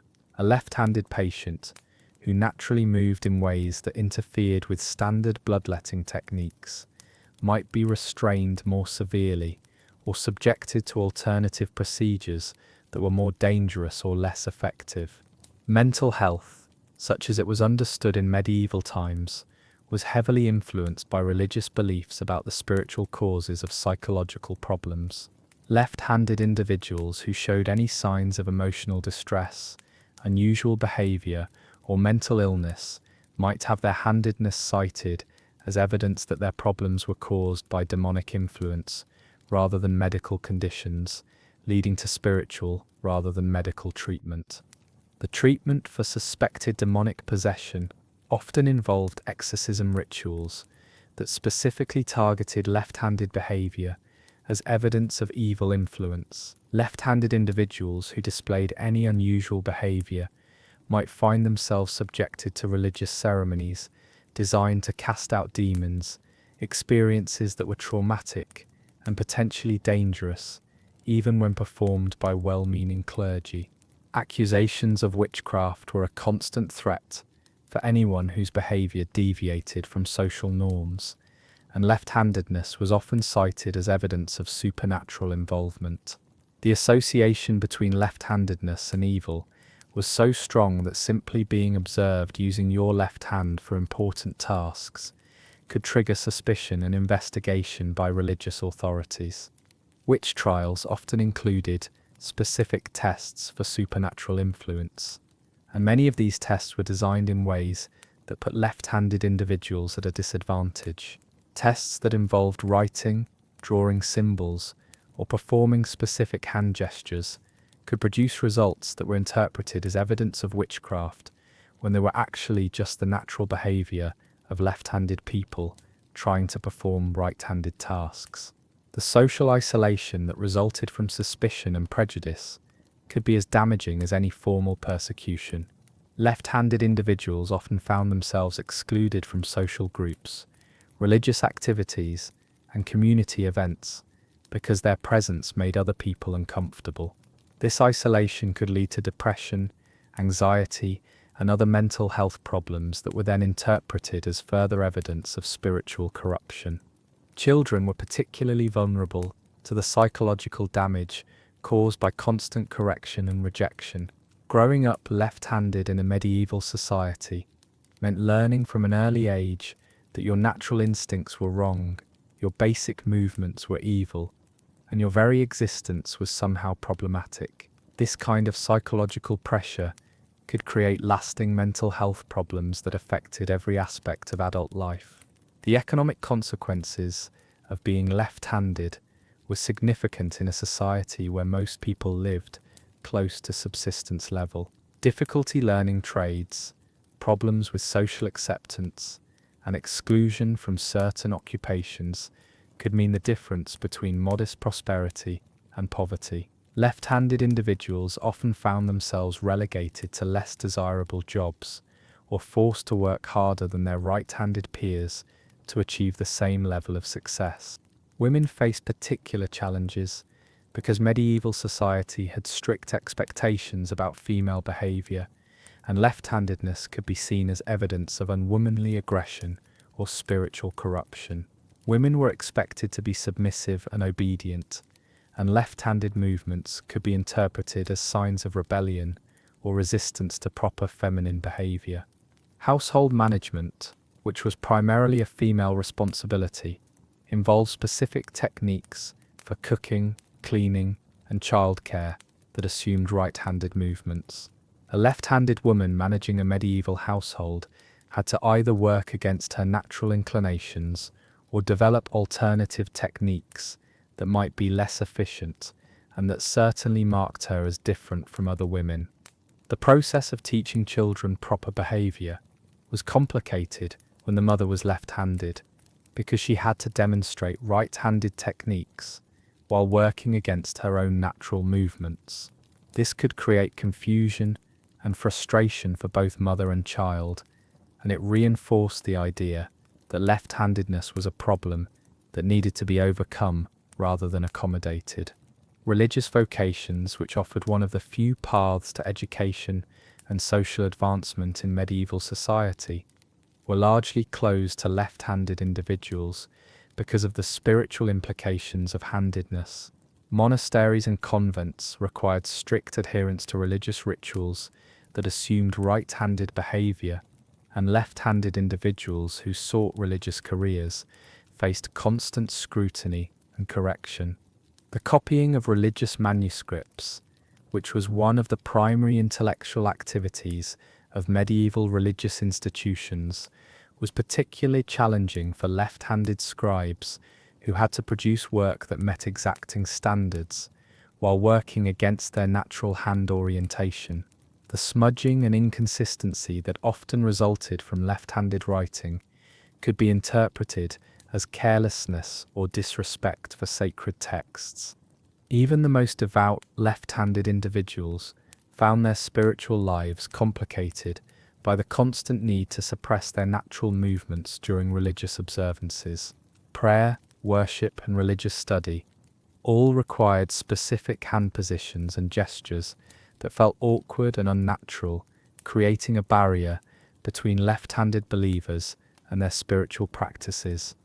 The pilgrimage experience, which was an important aspect of medieval religious life, presented additional challenges for left-handed travelers who had to navigate foreign customs and religious practices while managing their handedness in unfamiliar social environments. Pilgrimage routes were designed around shared religious experiences that assumed common behavior patterns, and left-handed pilgrims might find themselves excluded from group activities or subjected to suspicion from fellow travelers. Death and burial customs in medieval society included specific rituals that assumed right-handed behavior from both the deceased and the mourners. The preparation of bodies for burial, the handling of religious objects during funeral services, and the blessing of graves all involved hand positions and movements that needed to be performed correctly to ensure the spiritual welfare of the dead. Left-handed individuals faced the prospect that their handedness might affect their treatment after death, with some religious authorities suggesting that left-handed behavior in life could influence the soul's journey in the afterlife. This created anxiety, not just about earthly consequences of left-handedness, but about eternal spiritual implications that could affect salvation itself. The intergenerational transmission of prejudice meant that left-handed parents often felt compelled to suppress their children's left-handed tendencies more severely than right-handed parents would, because they understood from personal experience how difficult life could be for left-handed individuals in medieval society. This created families where natural parent-child bonding was complicated by the parent's need to constantly correct and redirect the child's natural behaviors.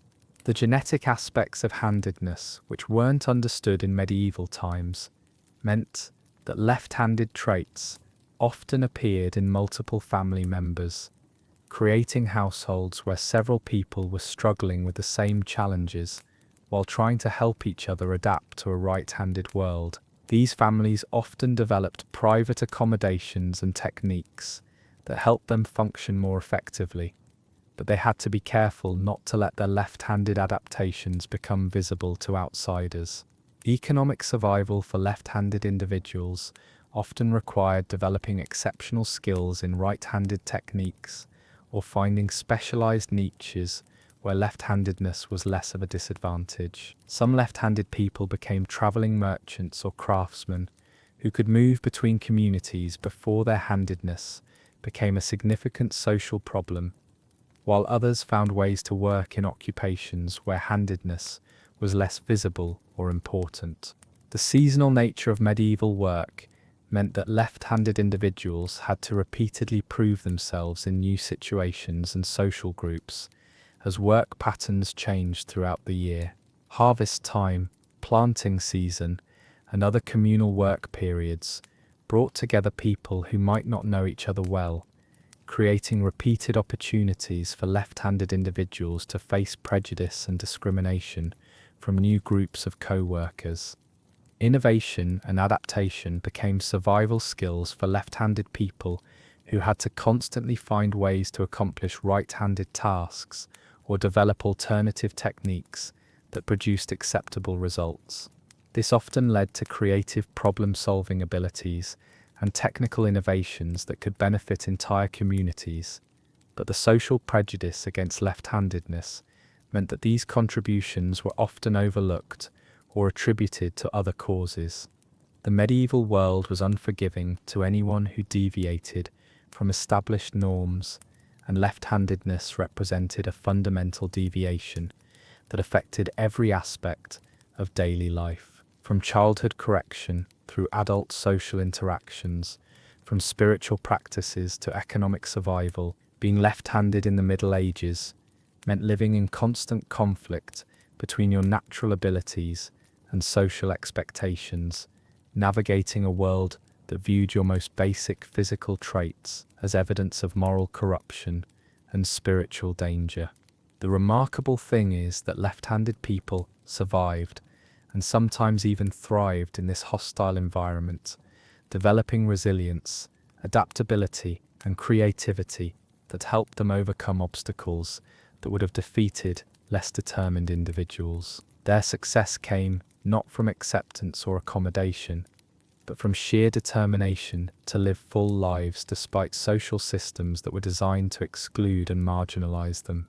The legacy of medieval prejudice against left-handedness persisted for centuries, influencing attitudes and practices that continued long after the religious and social systems that originally justified them had evolved or disappeared. Understanding this history helps explain why handedness continued to be a source of discrimination and correction well into the modern era, and why the simple act of using your natural hand orientation was considered worthy of punishment and correction for so many generations of left-handed individuals. You wake up in your medieval cottage on what you think might be the third week of March, but you're not entirely sure because keeping track of dates when you can't read, don't own a calendar, and live in a world where missing the optimal planting date by even a few days could mean the difference between eating next winter and slowly starving to death. This isn't casual interest in timekeeping. This is survival-level obsession with temporal precision in a world where getting the timing wrong could kill you, your family, and possibly your entire village, and where the ability to predict and track seasonal changes represented the difference between agricultural success and catastrophic failure. Your entire existence revolves around cycles that operate on cosmic timescales, but demand daily attention and perfect timing. The agricultural calendar that governs your life isn't just a schedule. It's a complex, interconnected system of environmental cues, religious observances, and practical deadlines that must be coordinated with precision that would challenge modern project managers. Every decision you make, from when to plant seeds to when to slaughter animals, depends on your ability to track time and predict seasonal changes with accuracy that could literally mean life or death. The problem is that medieval timekeeping is a chaotic mixture of religious calendars that don't align with seasonal realities, astronomical observations that require knowledge most peasants don't possess, and practical experience that can be rendered useless by unusual weather patterns or environmental changes. You're trying to coordinate multiple overlapping temporal systems while lacking the tools, education, and resources that would make accurate timekeeping possible, creating a situation where temporal precision is essential but nearly impossible to achieve.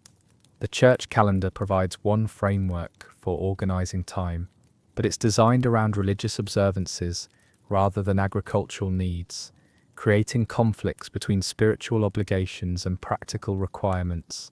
Easter moves around according to lunar calculations that most people don't understand, pulling other religious holidays along with it, and creating a moving target of holy days that affect when work can be done, when markets operate, and when communities gather for shared activities.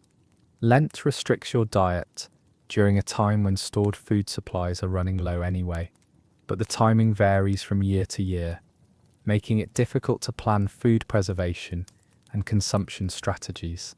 The Easter season affects spring planting schedules because certain types of work can't be done on holy days, but the dates change annually according to calculations that seem designed to confuse rather than clarify the timing of agricultural activities.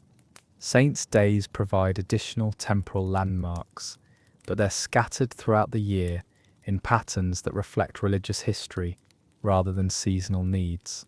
Some saints' days coincide with important agricultural activities. St. Bridget's Day falls near the beginning of spring planting season. St. John's Day marks midsummer, but many others interrupt agricultural work at inconvenient times or provide temporal markers that don't align with local growing conditions. The solar calendar provides the underlying framework for seasonal changes, but tracking it requires astronomical knowledge and observational tools that most peasants don't have access to. The sun's position changes daily in ways that are predictable over the long term, but difficult to measure precisely without instruments, and seasonal variations in daylight hours provide clues about timing that require careful observation and accumulated experience to interpret accurately. Equinoxes and solstices mark major seasonal transitions, but predicting their exact dates requires understanding of celestial mechanics that was available mainly to educated clergy and scholars. Most peasants relied on practical observations, the behavior of animals, the growth patterns of plants, the feel of air temperature, to estimate seasonal timing. But these observations could be misleading in unusual years or during periods of climate variation. The lunar calendar provides another temporal framework that affects everything from religious observances to agricultural planning, but lunar months don't align neatly with solar years, creating a system where religious and seasonal calendars drift in and out of synchronization. The phases of the moon affect everything from when to plant seeds to when to harvest crops, but predicting lunar phases requires either careful observation or access to calculated tables that most peasants couldn't read, even if they were available. Your agricultural calendar must coordinate all these temporal systems while accommodating local growing conditions that vary from region to region and year to year. The optimal planting date for grain in your area might be determined by soil temperature, which depends on local weather patterns that can vary significantly from the regional average.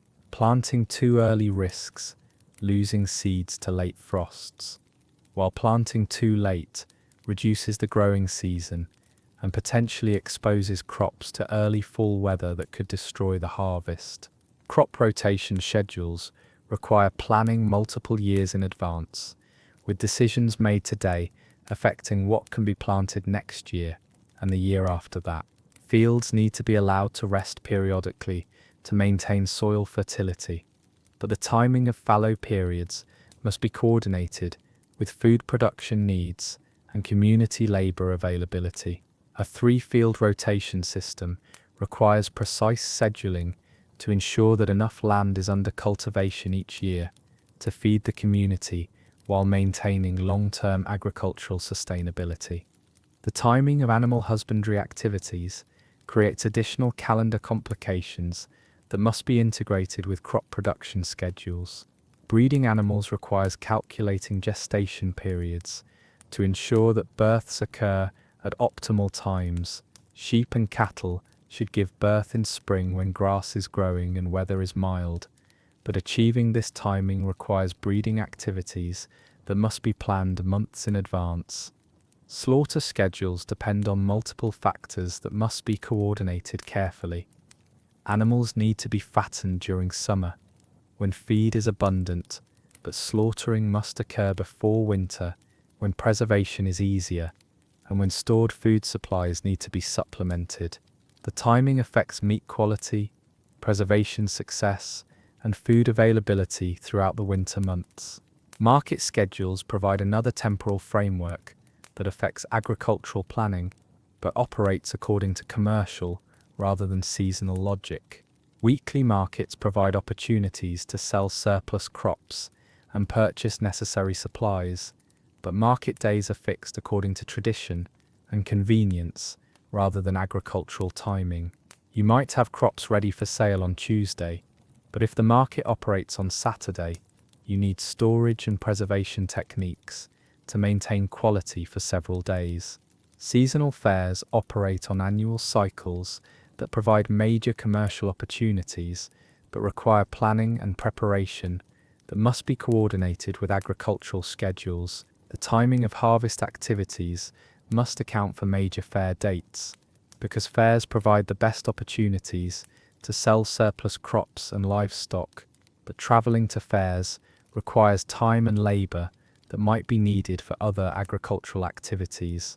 Tax collection schedules impose external temporal demands that don't necessarily align with agricultural cycles or income patterns. Taxes might be due at times when cash income is limited, but when agricultural work requires all available labour, creating conflicts between legal obligations and practical necessities. Missing tax deadlines could result in penalties, seizure of property, or other consequences that could destroy your economic stability. Rental payments and feudal obligations operate on schedules determined by landowners rather than agricultural realities, creating additional temporal pressures that must be accommodated within your agricultural planning. Labour obligations might require you to work on the Lord's land during your own harvest season, or rental payments might be due when your crops are still growing and haven't yet generated income. Weather prediction becomes a crucial skill that requires interpreting environmental cues and maintaining detailed mental records of seasonal patterns. Unusual weather can disrupt carefully planned schedules, and the ability to adapt quickly to changing conditions often determines agricultural success or failure. You develop expertise in reading cloud formations, wind patterns, animal behavior, and plant responses to predict short-term weather changes that could affect critical agricultural activities. Long-term weather patterns require historical knowledge that's accumulated over decades of careful observation and passed down through generations of agricultural experience. Knowing that certain types of winters are typically followed by specific spring weather patterns helps with planning, but weather prediction remains uncertain and requires constant adjustment of plans as conditions change. Climate variations that occur over periods of years or decades create additional uncertainty that affects long-term agricultural planning. A series of good growing seasons might encourage expansion of agricultural activities, while a period of difficult weather might require more conservative approaches that prioritize survival over growth. Recognizing and adapting to these longer-term patterns requires temporal thinking that spans much longer periods than individual growing seasons. Seed saving and selection requires planning that extends across multiple growing seasons and involves complex timing decisions that affect future agricultural success.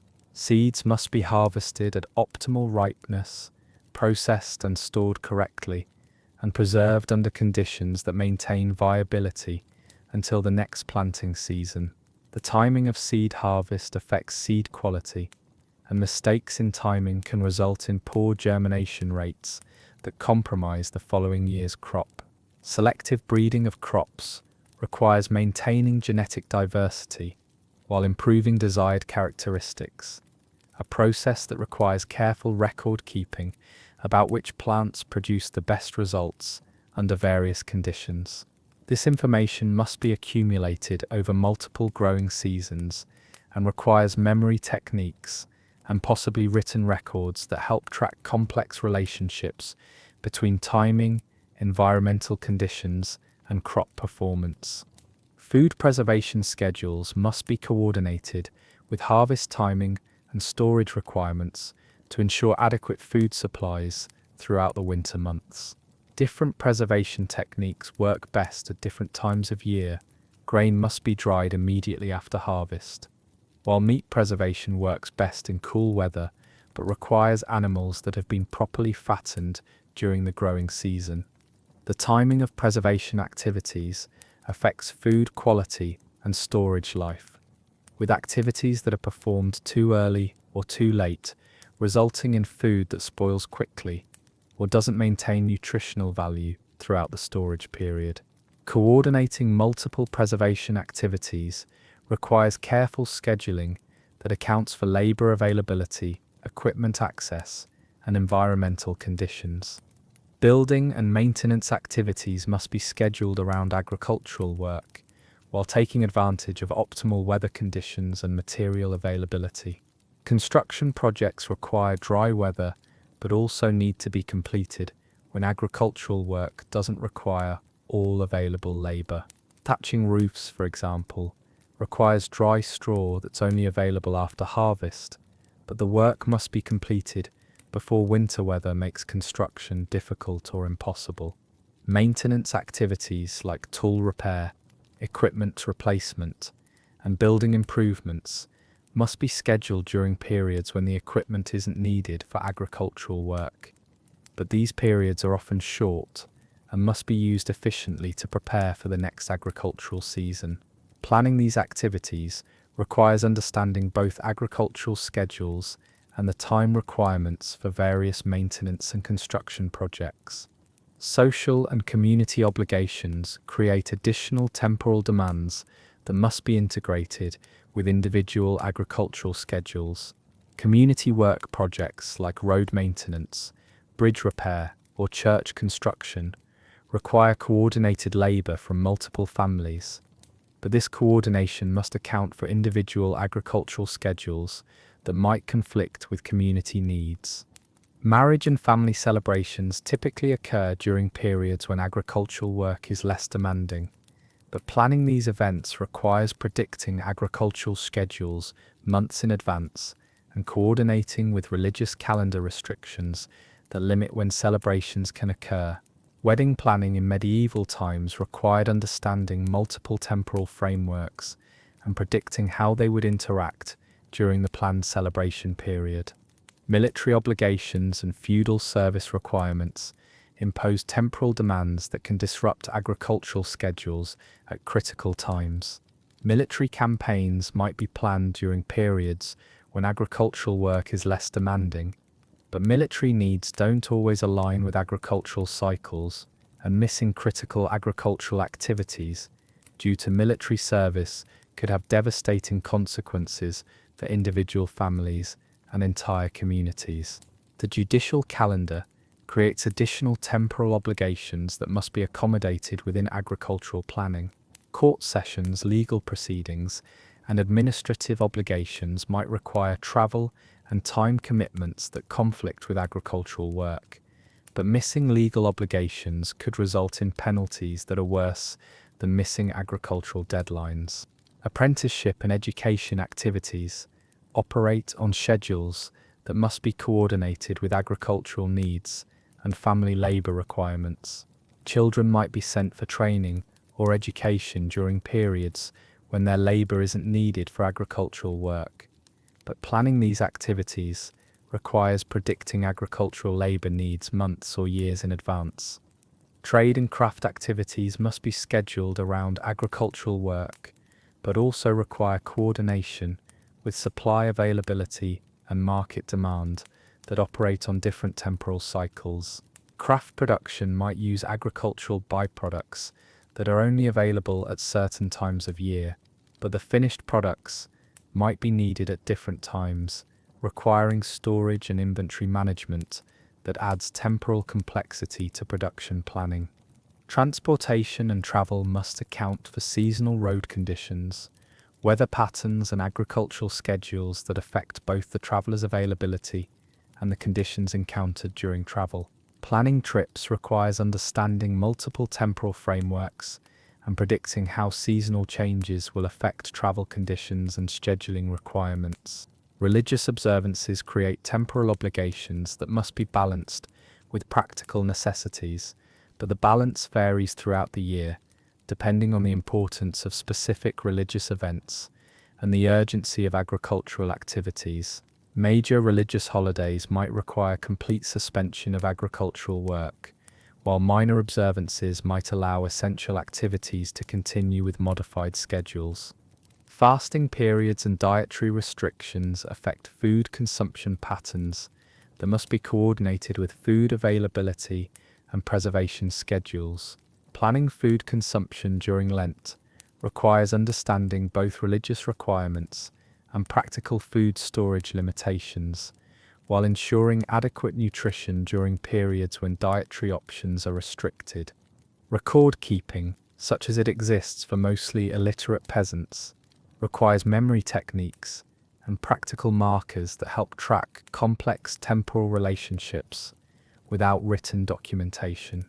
Mental calendars must account for multiple overlapping cycles and provide reliable information about timing even when specific dates are unknown or uncertain. Community knowledge sharing helps individuals maintain accurate temporal awareness through shared observations and collective memory that supplements individual knowledge. Neighbors might specialize in different aspects of calendar tracking. One person might be particularly good at weather prediction, while another specializes in astronomical observations, creating community expertise that benefits everyone. Elder knowledge provides historical perspective that helps interpret current conditions within the context of long-term patterns and unusual events that younger people haven't experienced. Understanding how current weather compares to historical patterns requires access to information that's accumulated over decades and passed down through oral tradition. The stakes of calendar accuracy are so high that small errors in timing can cascade into major problems that affect not just individual families, but entire communities. A village that plants too early and loses crops to late frost faces food shortages that could last for years, while communities that miss optimal timing for other activities might struggle with economic problems that persist long after the initial timing error. Emergency planning requires understanding how calendar errors and unexpected events could disrupt normal schedules and creating contingency plans that can be implemented quickly when original plans fail. Backup timing for critical activities helps ensure survival when primary plans are disrupted by weather, political events, or other unpredictable factors.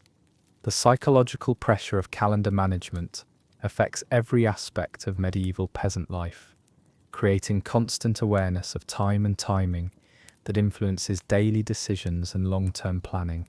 Living with the knowledge that timing errors could be fatal creates a mindset that prioritizes temporal precision and develops acute sensitivity to environmental cues that indicate seasonal changes and timing opportunities. This temporal obsession isn't neurotic behavior. It's rational response to environmental conditions, where precise timing is essential for survival. Medieval peasants developed sophisticated understanding of calendar relationships, not because they were particularly interested in timekeeping, but because their lives depended on temporal precision that required constant attention and accumulated expertise. The complexity of coordinating multiple temporal frameworks while lacking modern timekeeping tools created intellectual challenges that required sophisticated problem-solving abilities and detailed environmental knowledge.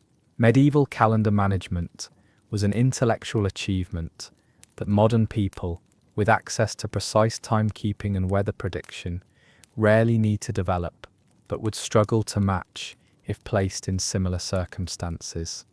Understanding why peasants were obsessed with calendars reveals the sophisticated temporal thinking required for agricultural survival and demonstrates how environmental constraints can create intellectual development that's invisible to people who don't face similar challenges.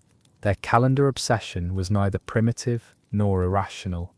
It was advanced temporal management that enabled survival in conditions where timing errors could be catastrophic, and calendar precision was literally a matter of life and death.